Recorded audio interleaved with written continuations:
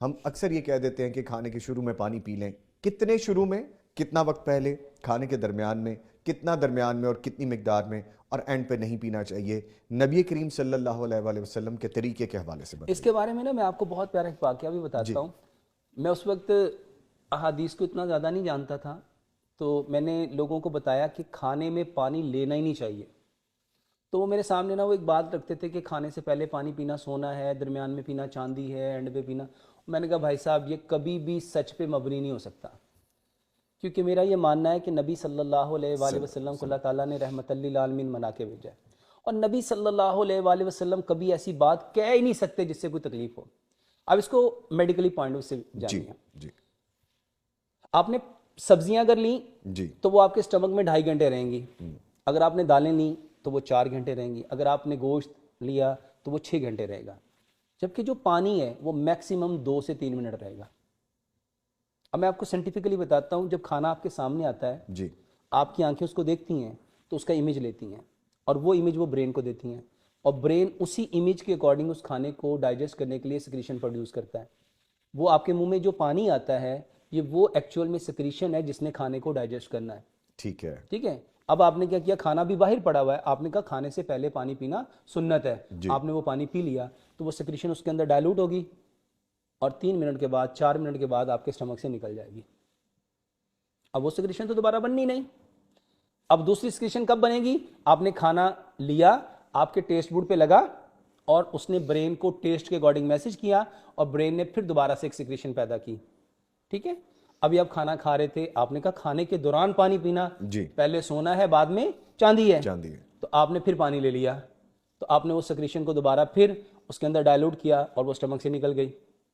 और तीसरे नंबर पे कहा हाँ जो एंड पे पियोगे वो लोहा है, और अगर अनफॉर्चुनेटली आपने एंड पे ले लिया जी तो वो जो सिक्रीशन जब खाना आपका छू करके आपके इसोफेगस के जरिए आपके स्टमक की तरफ जाता है, तो वहाँ पे जो फाइनल रिसेप्टर्स हैं वो ब्रेन को अगेन मैसेज करते हैं कि स्टमक में ये खाना जा रहा है, तो जो सिक्रीशन वहाँ प्रोड्यूस करनी है उसको प्रोड्यूस कर दिया जाए।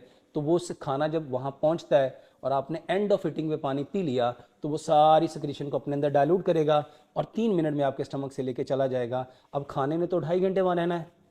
अब खाना वहाँ पड़ा पड़ा सड़ेगा।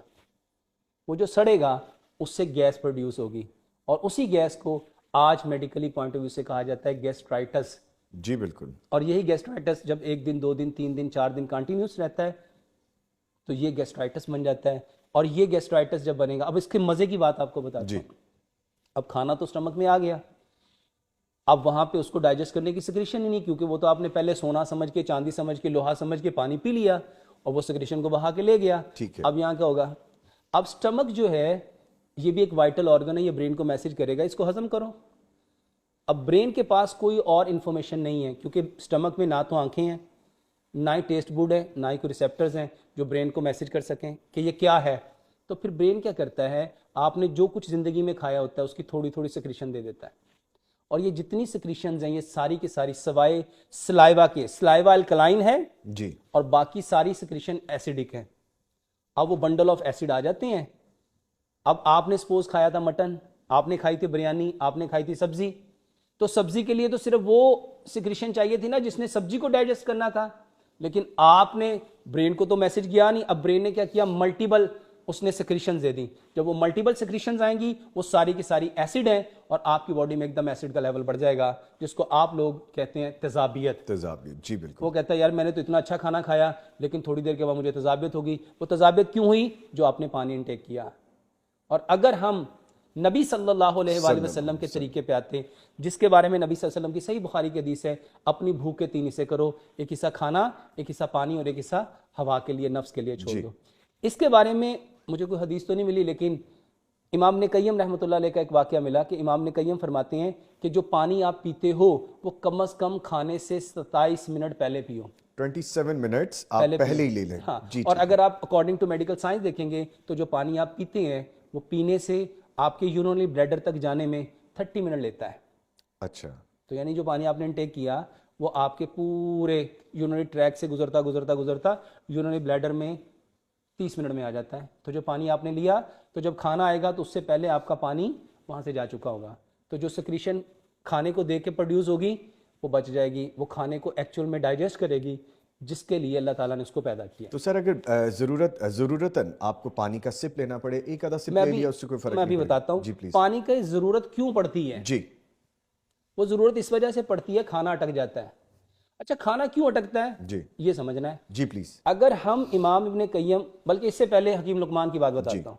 हकीम लुकमान अपने बेटे को नसीहत करते हुए कहा करते थे, बेटा दांतों का काम कभी आंतों से ना लेना, दांतों का काम कभी, आंतों से मत लेना।